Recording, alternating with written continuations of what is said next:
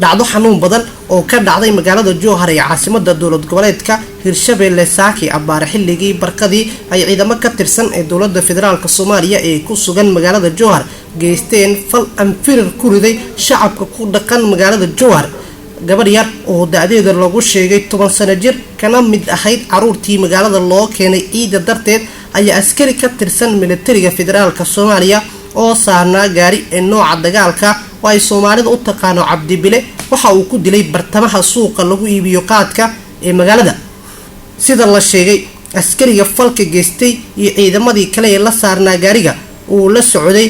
ayaa qaad ka soo doontay suuqa waxaana qiimo sare ahaa maanta qaadka taasi oo keentay in si macno daraa ay ciidamadu u ridaan xabado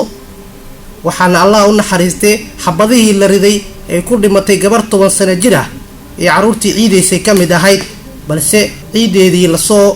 afjaray galabtana la aasay